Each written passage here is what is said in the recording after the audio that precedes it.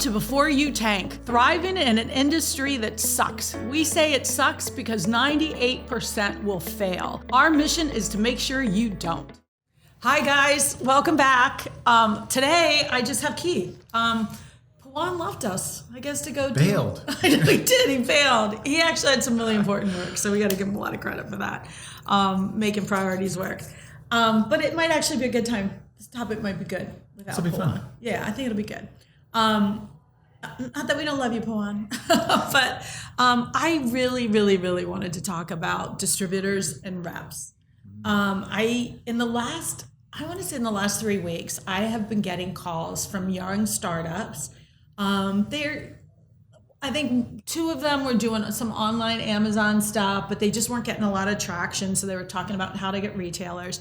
One is just in a small boutique, and they're like, how do I do this? How do I get, some help? And I realized maybe because I don't use it as often when I'm doing licensing deals that I think about distributors other than for my market research. But it was like, well, you need to get some reps or you need to get some distributors so that you can get spread and you get this awesome sales team. So are you familiar with distributors and reps kind of? Or do you it's not something we use every day, but we have our own kind of strategies, right? And it'll be interesting to see where you take this, but I'll dive in a little bit of how might that translate into the digital world a little bit later. Yeah, because as I was thinking about that, I'm wondering to me, it's a perfect complement. So I'll give you, I guess we'll start with definition and I'll explain how my clients use it. So a distributor is a company that has lots of products. They have built up relationships with a lot of retailers. They will purchase order your products. They'll mark them up and sell them to the retailer. Yeah. So you lose a little bit because your margin's between the distributor getting his piece, but he's usually pretty solid on getting you some really great sales. It's nice because you get money, you're selling. And some companies just keep making products and using distributors and they just become a manufacturer, kind of a wholesale guy. The other is a rep team. I have a client, I think I probably shared this story. He had made labels to put on gas to make sure his wife put in the right gas. And he's in like 250 Menards stores. And he did it with a rep. A rep takes a percentage, somewhere usually between 5 and 20. I think in his case, he said, I think he pays somewhere around 12%. Same thing. The reps have a lot of merchandise. They'll have their regular category that they work in, and then they go to their retailers and they present. Reps, I like reps a lot for the middle tier, what I call middle tier. Everybody thinks they want in Target or Walmart, but there's this whole ma and pa boutiques, that kind of thing, where there's thousands of them and you can't go door to door. So you have a rep who's already set up. Usually it's done by regions. And you guys, you get this whole sales force, cover every region, you got a sales force, pay only when they sell. Yeah. So it's a really cool way to go. And so I really want people to understand that and find that as a resource. And so just to touch on like where to find them, obviously we can Google because we can Google everything. But you guys, there are like the Boston Marts, New York has a Mart, Miami has a Mart. It's where you go to buy wholesale products for your stores. So your small store buyers are going to show up there. And most of them have showrooms that you can find. So you can research those, those facilities, and that will also help you find reps. And so just look for reps that carry your type product. You have to pitch to them, just like you're pitching to a retailer, why your product's better, why it's good, why you want to carry it. Sometimes you give them incentives. So you say, look, if you get me in the first 90 days, I'll give you the extra 3% or something. So, but I think it's really important, you guys, that we know that resource because it's huge. So how do you use it? So it's interesting that you mentioned that because there is sort of an analog in the digital world, but a lot of our clients do use distributors, right? So we have a lot of clients that are selling direct online, right. But we are always encouraging them to look for other, revenue streams. And so many of them, if they're product based, they will find, wholesale and or distributor type relationships that they can use to increase their volumes. Nice. Obviously, margins may be slightly slimmer there. But when they increase their volumes and they're selling more, whether it be online and Amazon and distributors, Well, now their cost of manufacturing comes down. Exactly. Of course, right? And so it all it helps because then your margins are even more over here on the direct side. So it's huge. It's super beneficial.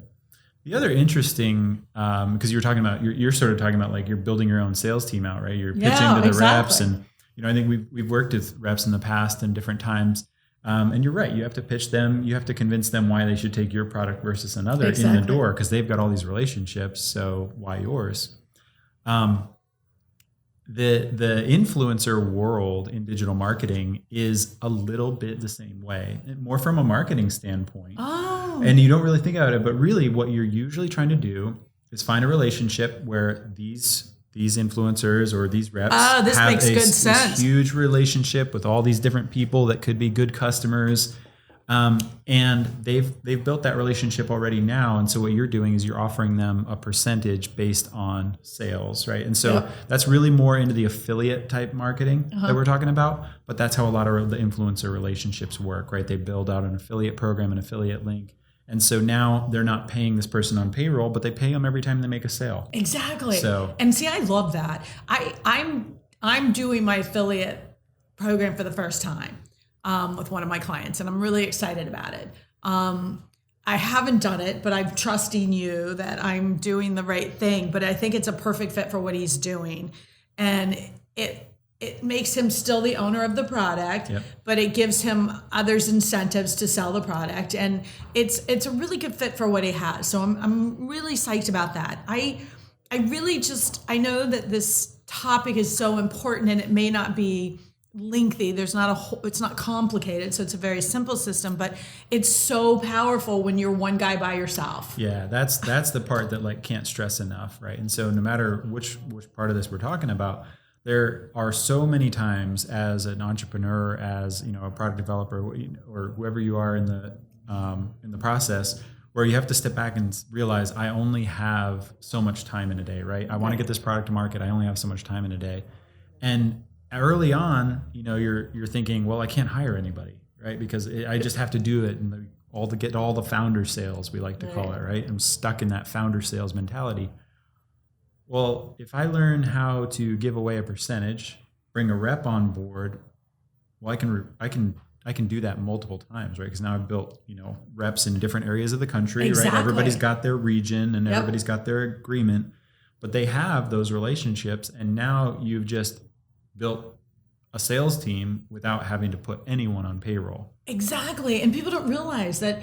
I think they get carried away. In fact, I just had a call from someone who realize that they're ready, because I tend to take 10% on what I bring you in.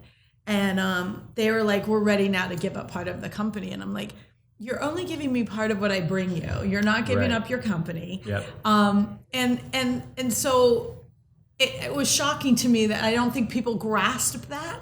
Because when you bring somebody on payroll and you're paying them I don't care if it's even $48,000, which is still cheap for a salesperson, you're going to have to give them a commission anyway. Absolutely. I mean, so now you got this huge base pay that you have to worry about, and I'm telling you, and if you're nervous, because reps do tend to do a little more 10 products here, 10 products there. But go after your distributors. Yeah. Get your purchase orders. Get some inventory sold. Get somebody out there pushing it, and then leverage that down the road. These are definitely not exclusive, right? So exactly. You find the reps, find the distributors, and then even later on down the road, if you bring on your own internal sales team, well, now they are basically your core team to be building out a bigger rep base as well. You can use them in tandem. And when you're doing your own marketing, if you're selling online, again, it's not like you're like abandoning any of these other systems. You're just adding more in phase, because what people find is, comparing a rep versus I'm just going to sell it digitally.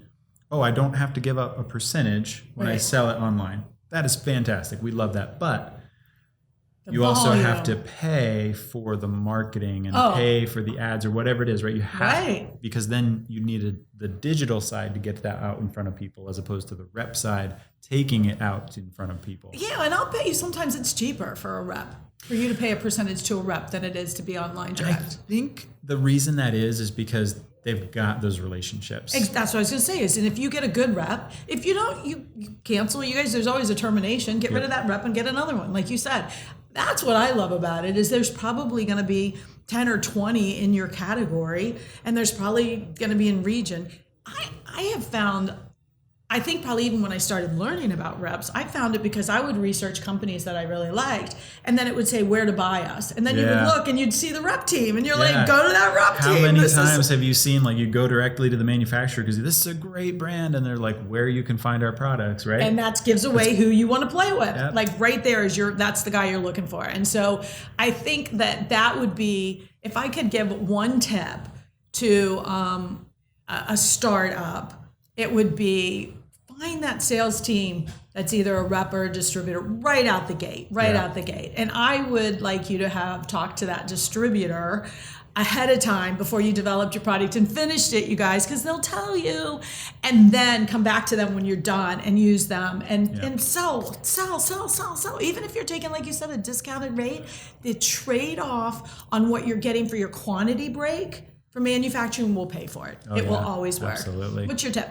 My tip would be build those relationships early and then maintain them for the life of what you're doing, because you never know when, that relationship, maybe you talk to that distributor before you even had a product, hopefully, right? Right. And so then a year later, when your product's ready to go and you're bringing it to them, you've already built that relationship. It's so much easier. And then 10 years from now, when you're on your 20th product and, you've still gotten this incredible relationship where you've got more products to feed to them. It's win for them. It's a win for you. Exactly. So. I love it. Thanks, you guys. I really appreciate you tuning in, and we'll see you next week.